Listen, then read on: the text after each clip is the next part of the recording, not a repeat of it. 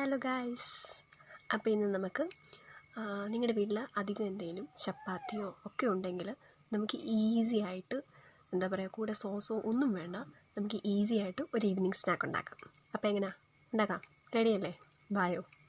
അപ്പം നമുക്ക് ആവശ്യമായുള്ള കുറച്ച് അധികം വന്ന ചപ്പാത്തികളൊക്കെ ഉണ്ടാവും. ആ ചപ്പാത്തികളാണ് നമ്മളിതിൽ നിന്ന് എടുക്കുന്നത്. അപ്പം നമുക്കിത് കൈ കൊണ്ടൊന്ന് പിച്ചി കീറിയിടാം. ചെറിയ ചെറിയ കഷ്ണങ്ങളാക്കി നമ്മൾ എടുത്ത് വെച്ചാൽ മതി. ഇനി നമുക്ക് ഒരുക്കി വെച്ചിരിക്കുന്ന കാര്യങ്ങൾ നമുക്ക് നോക്കാം. ഒരു സവാള, ഒരു തക്കാളിക്ക, ഒരു കറിവേപ്പിൻ തണ്ട്, അതുപോലെ തന്നെ ഇഞ്ചിയും വെളുത്തുള്ളിയും. ഇത്രയും സാധനങ്ങൾ നമ്മൾ അരിഞ്ഞ് റെഡിയാക്കി വെച്ചിട്ടുണ്ട്. ഇത് ഇത്രയുമാണ് മെയിൻ ഇൻഗ്രീഡിയൻസ്. ഇനി നമുക്ക് ചീനച്ചട്ടി എടുത്ത് അതിലേക്ക് കുറച്ച് എണ്ണ ഒഴിക്കാം. ഇനി ഈ എണ്ണ ഒന്ന് ചൂടായി വരുമ്പം നമുക്ക് കടുകിട്ട് പൊട്ടി വരുമ്പം നമുക്ക് എന്ത് ചേർക്കാം? കറിവേപ്പില ചേർക്കാം. ഈ കറിവേപ്പില ചേർത്തതിന് ശേഷം നമ്മൾ അരിഞ്ഞു വെച്ചിരിക്കുന്ന ഉള്ളിയും വെളുത്തുള്ളി, ഇഞ്ചി എന്നിവയൊക്കെ ഇട്ട് നമുക്ക് നന്നായി ഒന്ന് ഇളക്കി യോജിപ്പിച്ചെടുക്കാം. ഇപ്പം നമുക്ക് കുറച്ച് ഉപ്പൊക്കെ ഒന്ന് ആഡ് ചെയ്യാമേ, ആവശ്യത്തിനുള്ള. അതാകുമ്പം പെട്ടെന്ന് ഉള്ളി നമുക്ക് നന്നായി വഴന്നും കിട്ടും, ആവശ്യത്തിനുള്ള ഉപ്പുമാവും. ഇപ്പം നമ്മൾ കുറച്ചിട്ടാൽ മതി, ലാസ്റ്റ് നമുക്ക് വേണമെങ്കിൽ നമുക്ക് ചേർക്കാവുന്നതാണ്. നമ്മൾ ഉപ്പൊക്കെ ഇട്ട് നന്നായിട്ടൊന്ന് ഇളക്കി വരുന്നുണ്ട്. ഇനി ഇതൊന്ന് വഴന്ന് വരുമ്പോഴാണ് നമ്മൾ മസാലകളൊക്കെ നമ്മൾ ചേർക്കാൻ പോകുന്നത്. അപ്പോൾ ഇത് ഏകദേശമൊക്കെ ഒന്ന് വഴന്ന് വന്നിട്ടുണ്ട്. ഇനി നമുക്കിതിലേക്ക് മഞ്ഞൾപ്പൊടി, പിന്നെ അത് 1/4 ടീസ്പൂൺ മതി. അതുപോലെ തന്നെ നമുക്ക് ഒരു അര ടീസ്പൂൺ വല്ലതും മുളക് പൊടി, അതുപോലെ തന്നെ നമുക്ക് അതേ അളവിൽ തന്നെ നമുക്ക് മല്ലിപ്പൊടിയും കൂടി ഇട്ടിട്ട് നന്നായി ഇളക്കിയെടുക്കാം.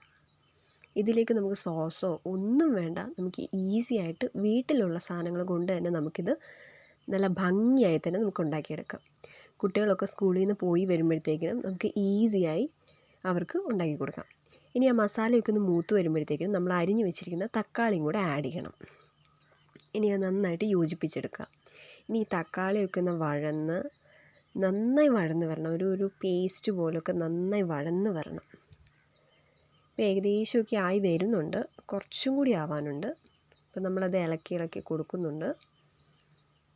അപ്പോൾ ഇപ്പോൾ അത് ഏകദേശമൊക്കെ സെറ്റായി, അത് നന്നായി വഴന്ന് നല്ല പേസ്റ്റ് പോലെ ഇങ്ങനെ വന്നിട്ടുണ്ട്. നമുക്കതറിയാം, ഇച്ചിരി എണ്ണയൊക്കെ തെളിഞ്ഞ് വരെയും വന്നിട്ടുണ്ട് അല്ലേ? ഇനി നമുക്കിതിലേക്ക് കുറച്ച് വെള്ളം ഒഴിക്കാം.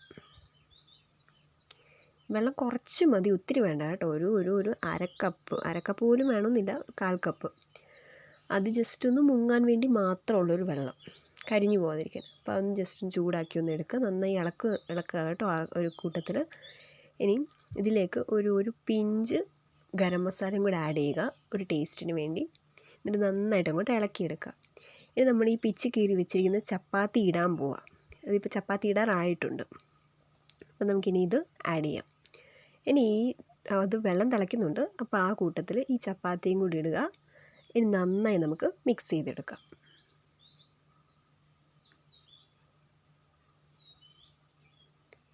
അപ്പോൾ ഇത് ഇത്രയേ ഉള്ളൂ പരിപാടി, വലിയ പരിപാടികളൊന്നുമില്ല. ഓക്കെ അല്ലേ? അപ്പോൾ അധികം വന്നിരിക്കുന്ന ചപ്പാത്തി നമ്മൾ കളയുകയും ഇല്ല, നമുക്കിങ്ങനെ നന്നായിട്ട് ഉണ്ടാക്കി കഴിക്കുകയും ചെയ്യാം. സോസോ ഒന്നും വേണ്ട, ഈ പറഞ്ഞ മുളക് പൊടി, മഞ്ഞൾപ്പൊടി, മല്ലിപ്പൊടിയൊക്കെ തന്നെ ധാരാളം. നമുക്ക് കുട്ടികൾക്കൊക്കെ ഈസിയായി ഉണ്ടാക്കി പെട്ടെന്ന് ഉണ്ടാക്കി കൊടുക്കാനും പറ്റും. അപ്പോൾ ഇത് നമുക്ക് എല്ലാം കൂടെ ഒന്ന് കൂട്ടി വെച്ചിട്ട് നമുക്കിത് അടച്ചു വെക്കാം. ഒരു 5 മിനിറ്റ് വേവിച്ചതിന് ശേഷം നമ്മൾ തുറന്നപ്പോൾ ഉള്ള കാഴ്ചയാണിത്. നമ്മളിത് നന്നായി ഇളക്കി എടുക്കുന്നുണ്ട്. അപ്പോൾ ഇത് ഇളക്കി ഇതിൻ്റെ വെള്ളമൊക്കെ കുറച്ചൊക്കെ ഒന്ന് വറ്റിച്ചെടുത്തു.